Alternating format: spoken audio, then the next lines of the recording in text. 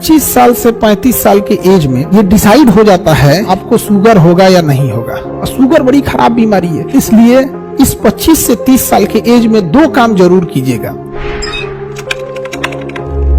Life में बाबू एक याद रखना, जब तक आपकी उम्र 30 साल से कम है, जब आप 25 साल से 30 साल की उम्र में रहते हैं, 25 साल से 30 नहीं, आप 35 मान लीजिए, 25 साल से 35 साल के एज में ये डिसाइड हो जाता है कि आप जब 50 साल के होइएगा तो आपको शुगर होगा या नहीं होगा, आपको शुगर होगा या नहीं होगा।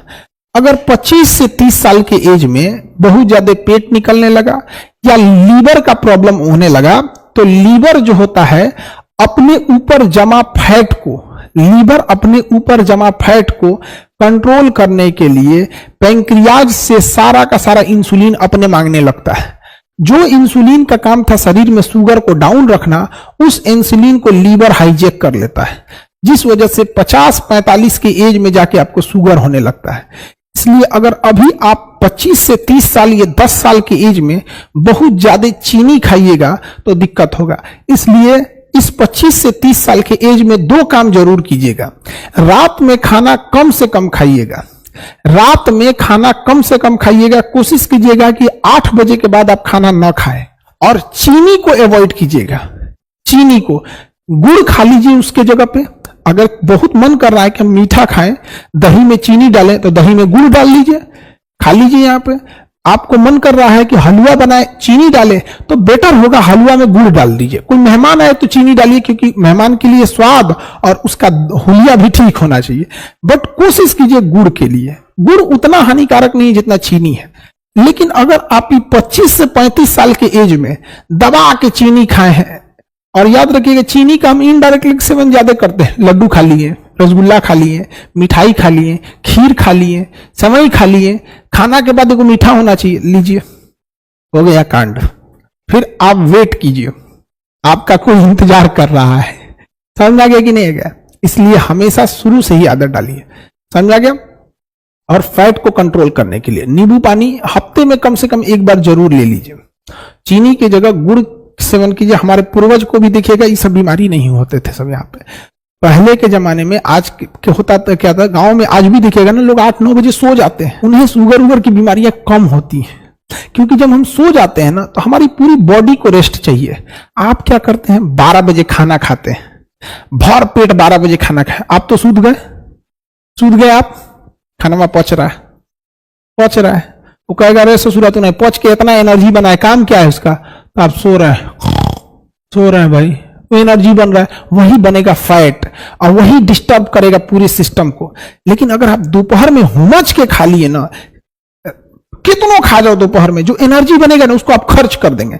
घर में टहलने में खर्च कर देंगे, किसी से बात करने में खर्च करेंगे, दिमाग लगाने में खर्च करेंगे। सबसे ज्यादा एनर्जी लॉस होता है दिमाग लगाने में एनर्जी खत्म होता है। सो रहिएगा, क्या दिमाग लगेगा? तो थोड़ा बहुत अवॉइड कीजिएगा कोल्ड ड्रिंक वगैरह, ये सब चीजों से अच्छी चीजें नहीं है बाबू।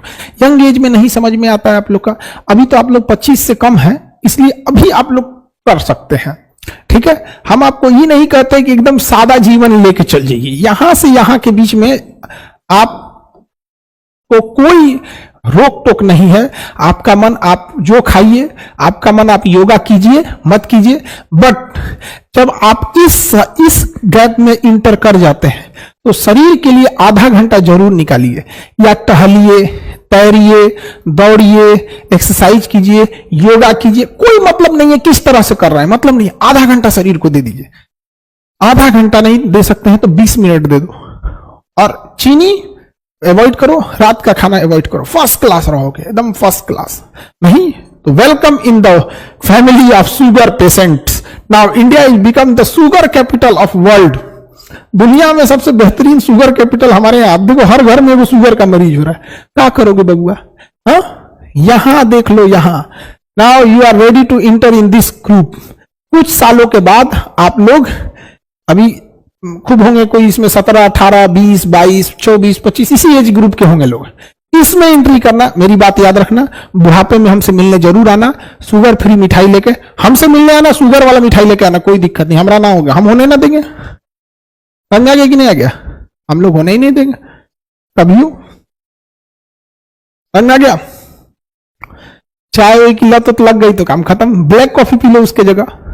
ब्लैक कॉफी सारे मीठे चीज को शरीर में मार देता है, ठीक है। बाकी आप लोग समझदार हैं, अगर आपको बीमारी लेने की शौक है, मोस्ट वेलकम, मोस्ट वेलकम।